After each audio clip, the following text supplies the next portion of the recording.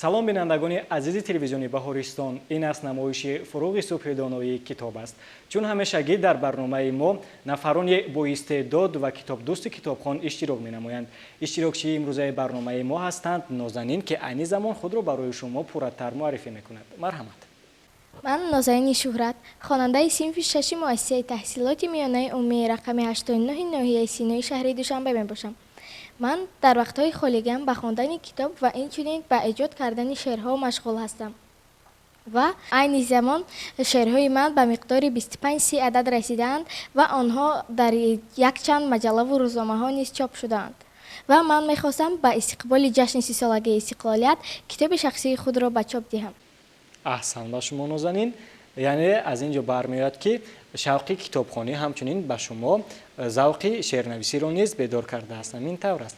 аҳсан. бори дигар мегуфтед ки барои чӣ шумо тасмим гирифтед ки дар озмуни ҷумҳуриявӣ иштирок кунед? ман мехостам дониши худро санҷам ва боз сайқал диҳам ва он чизҳоеро ки намедонистам аз худ кунаму бисёртар китоб хонам. ин беҳтарин аст. шумо рақобатро дӯст медоред? рақобатро не. Нозанин, айни замон ман аз шумо хоҳиш мекунам ки якчанд китоби доштаатонро барои мо ва барои бинандагон номбар кунед. китобҳое ки ман айни замон мутолиа кардам, аз онҳо якчанд ки ба ман маъқул ҳастанд, инҳо Саргузашти Собир аз Сотим Улуғзода мебошанд ва китоби Навозандагони Гремени аз бародарон Грим мебошанд ва боз китоби афсонаҳои халқи тоҷик ва афсонаҳои мардуми дунё мебошанд, ки дар он ҳамаи афсонаҳои мардуми дунё ҷамъ омадаанд. беҳтарин аст. чун шумо дар номинатсияи хондан ва аз ёд кардани осори бачагона иштирок менамоед, мегуфтед ки бештар шумо хондани афсонаҳоро дӯст медоред ё ин ки шеърҳои бачагонаро? ман афсона мехонам ва боз инчунин шеърҳоро ҳам меписандам ва аз худ мекунам ва ман ҳар дуяшро баробар дӯст медорам. айни замон мо аз шумо хоҳиш мекунем ки барои бинандагони мо як шеъраки хуби бачагонаро қироат кунед. розӣ ҳастед? бале. марҳамат. шеър аз Юсуфҷон Аҳмадзода бо номи Мурчаяк. Мурчаи дона ёфт, аз таги ду лона ёфт. Шод шуду хона бурд, дона сари шона бурд.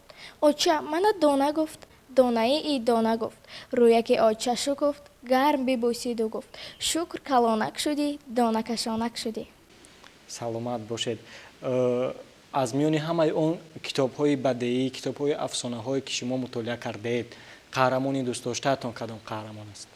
қаҳрамони дӯстдоштаи ман ин Собир мебошад. аз китоби Саргузашти Собир ва муаллифи он Сотим Улуғзода мебошад, ки дар он китоб дар бораи ятимии Собир ва заҳматҳои ӯ ва чӣ тавр ба хондан шавқу рағбати ӯ навишта шудааст. шумо аз синни чандсолагӣ ба хондани китоб машғул ҳастед? ман ҳоло мактаб намерафтам ва ман аллакай ҳарфҳои алифборо ки медонистам аз синни 6-солагӣ ва 7-солагӣ аллакай ба хондани китобҳо худам мустақилона шурӯъ карда будам. биёед акнун барои бинандагон ягон афсона ва ё ин ки қисса нақл мекунем, ки албатта ҳикмати хубе дошта бошад.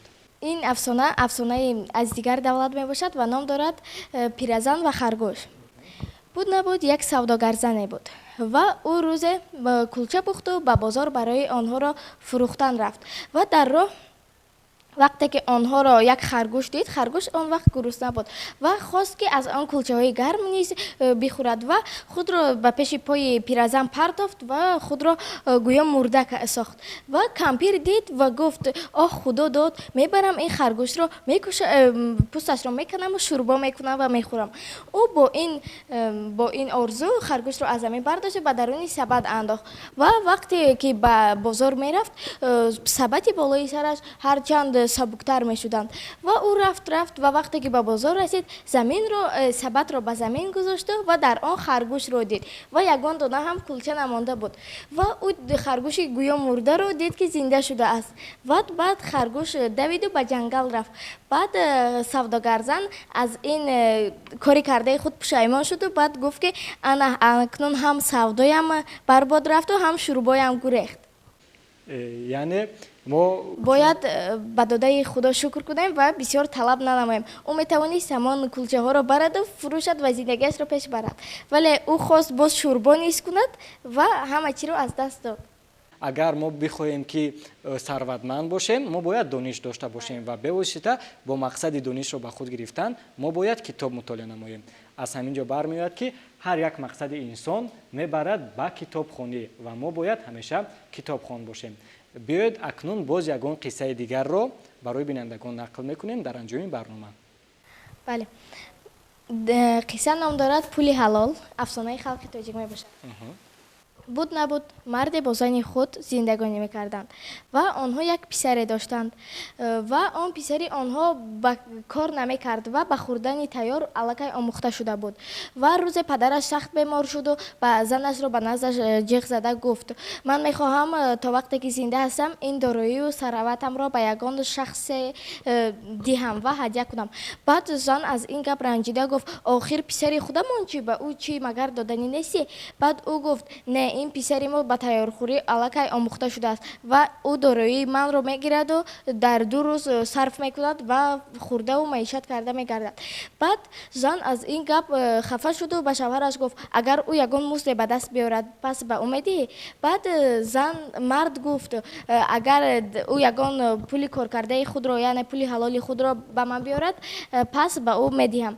баъд зан ба пеши писараш рафт ва ба писараш гуфт: падарат то даме ки зинда аст мехоҳаш ин дару хонаашро ба ягон кас диҳад ва ман мехоҳам ки ин чизҳо аз они ту шавад. ва ба писараш як сомонӣ доду гуфт: бирав ба пеши падарат ва гӯ ки ин пули ҳалоли худам аст.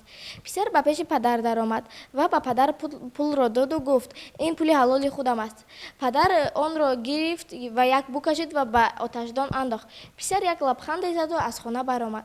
бори дуюм модараш ба писар боз як пули дигарро доду гуфт: бирав аз саҳар то бегоҳ дар гирди ҳавлӣ бидав ва бо вақте ки шом медарояд бо арақи ҷабин ба назди падарат дараво, гӯ ки ин пули ҳалоли худам аст.